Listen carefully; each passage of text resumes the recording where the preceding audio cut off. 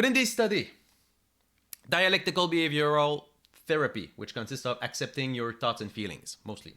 When only used in the school setting, it led to worse outcome than regular classes. However, it led to better outcome when this was continually practiced at home. Matt Walsh is just lying. So cool. We love a good liar.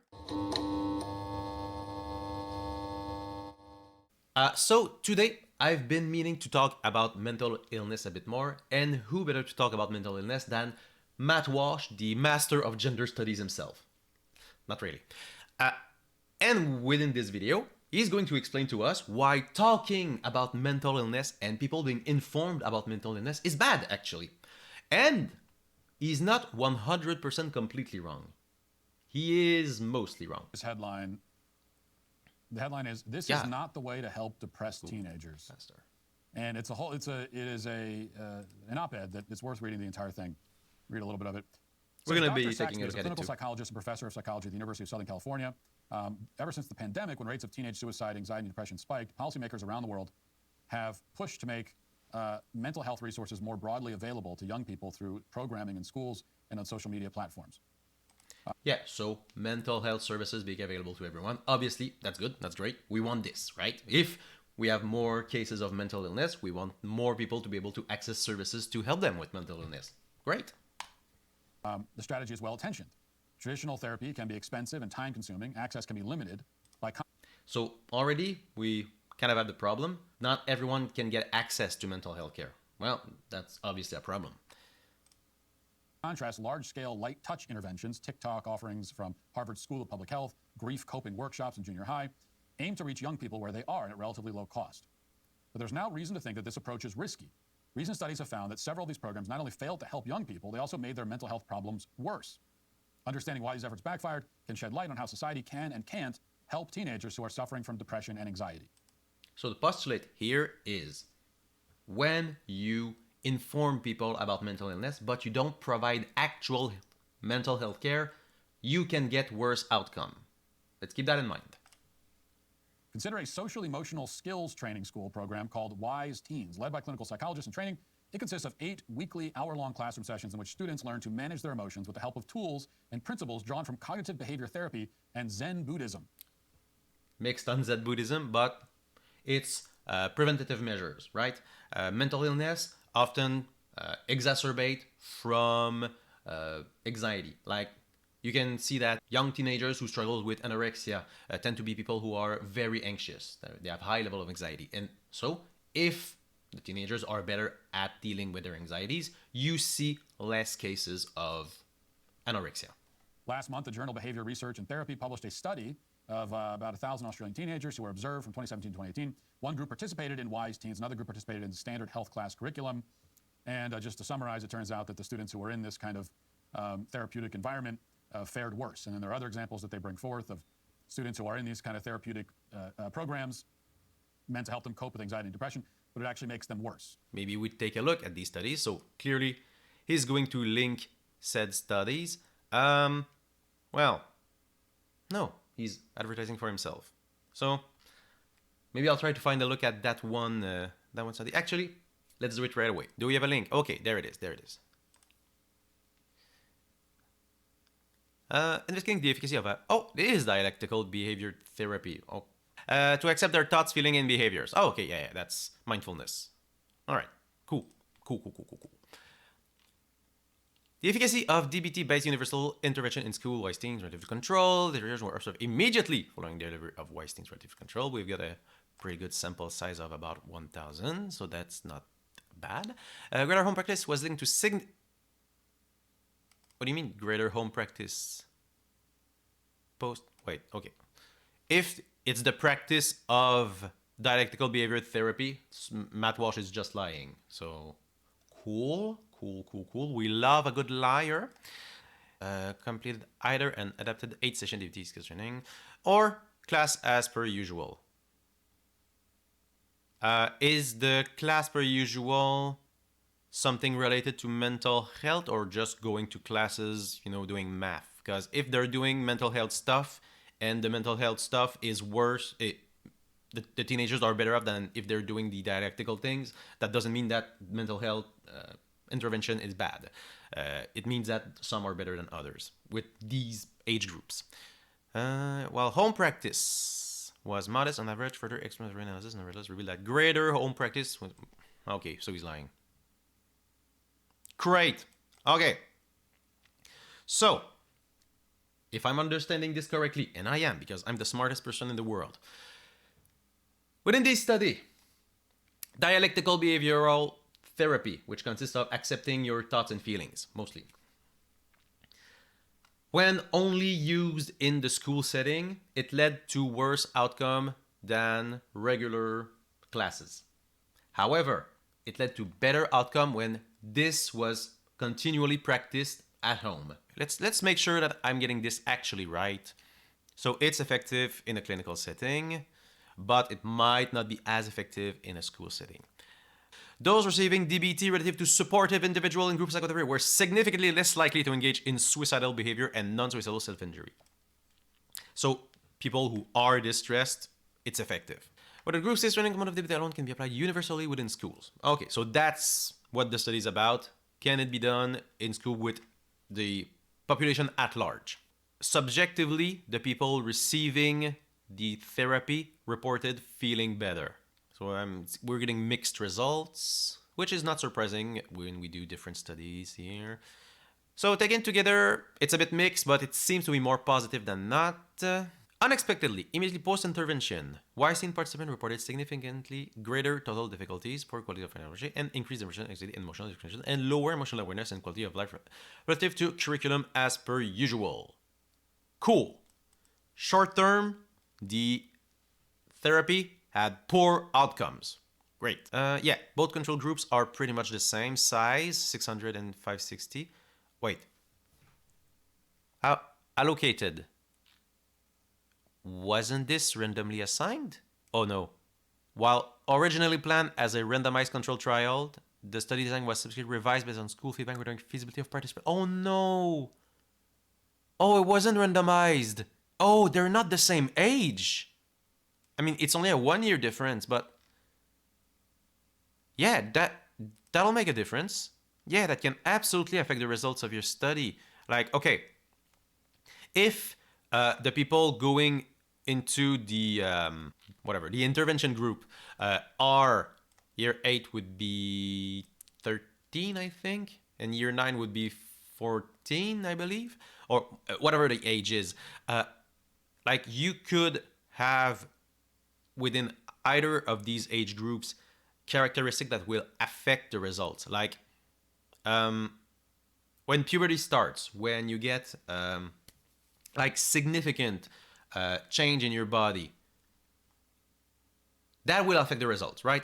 So if like in the first group, which is a bit younger, you get maybe 30% of the sample who's get a lot of bodily changes regarding puberty, right? And in the second group of 14-year-old, most of them, or more of them, already have that change. So only, let's say 15% of them will get the big body changes from puberty. That will absolutely affect anxiety, depression, and relationships with your parents. And because the difference in results are actually pretty low, yeah, like it's a difference of 1 point on the depression scale and 1 point on the anxiety scale. Changes in your body, especially with girls, that could have explained the gap a lot more. I mean, I'm not saying this is what happened. I'm saying it's something that could happen. It's because you need it to be feasible, and according to the school schedule, you couldn't necessarily have, I'm guessing, the year 9 students attend the therapy classes, the intervention groups. Again, doesn't mean that's what happened. It means it could, which is why it's important to have randomized samples. Like, yeah, that's a huge difference in teenagers. Well, I mean, no study has a perfect methodology because they take place in the real world.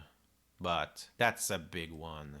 That's a big one. It's secondary to the point that learning about mental illness can increase your vulnerability to it, which is kind of the point. The starting scores of the control group they were significantly better than the control groups. These two groups they should be extremely similar, and they're not with that size. Like, if this was a sample size of 50 on both sides, yeah, okay, there can be, some randomness that takes place here, but no, these two samples were significantly different. Some evidence was obtained indicating significant moderating effect of clinical status at baseline, whereby the deterioration in the outcome between groups was significantly more marked in those reporting low clinical symptoms at baseline. Okay, so people who are doing really good, like had really low symptoms of depression and anxiety, had the biggest increase. Those who were already feeling depressed and anxious didn't see that drop as much. So yeah, that totally backs up my point that as you grow older, maybe your symptoms of depression and anxiety go up because puberty is rough. And was those who felt the best at the start who ended up feeling worst at the end. It might just be the passage of time. Again, I'm not saying that's what happened. I'm saying it's possible. Okay. Greater home practice during the intervention was associated with significantly lower total difficulties, depression, and emotion dysregulation, and increased quality of father-child relationships immediately post-intervention. So, dialectical behavior therapy is effective in teenagers if you apply the principles at home rather than simply in school, right? If you do just schools, you seem to get worse outcomes in regards to both depression, anxiety, and parent-child relationships. But if you keep practicing these at home, then you see an improvement. Seems to me that the location you practice the therapy has a huge impact. And the ability to apply what you learn in therapy in real life, in your day-to-day life, seems to be what brings about good outcome. So it is effective if you do it right, is what we're reading here. You can do it wrong, and it's bad to do it wrong, which, yeah, sure. Yeah. These relationships remain consistent at follow-up with greater home practice following the intervention. Yeah, so it's not just, using the skills you learn during the mindfulness practice in real life has good outcome. Just doing it theoretically doesn't do much. It makes things worse. And that makes sense, right? If you talk about your anxieties and your symptoms of depression and how you feel sad and how you need to learn how to deal with that, and that's all you do, yeah, that's not great. But then if you use these in your actual life and things get better, yeah, things get better. Yeah, this makes sense. Yes. Yes. If it's used wrong, it doesn't work right. Yes. Great. This is all this is. Encouragingly, however, greater home practice has generally associated with more positive outcomes, both in the immediate and short terms. Furthermore, home practice following relative to home practice during the intervention appeared more strongly associated with positive outcome at follow-up. This study says that just going to your therapy program in class and then that's all you do. You just talk about your feelings and you never use what you learn in real life. This leads to worse outcome. This leads to more symptoms of depression, anxiety, and worse parent-child relationships. But when you use what you learn in therapy in real life, at home, you get better outcomes. You get less symptoms of anxiety, less symptoms of depression. And if you keep applying those principles after therapy, the effect is even stronger. You get furthermore less symptoms of depression and anxiety. So it's effective if you use the principles you learn in real life. Just learning about the principles in therapy is not good. You need to apply them, which Yes, that makes sense. Great. That took forever. Back to it. health class curriculum. And just to summarize, it turns out that the students who were in this kind of therapeutic environment fared worse. And then there are other examples that they bring forward. That's a lie, all right? We just saw it. We just saw that, no, those who participated and kept doing it at home fared better. He's lying. That's a lie.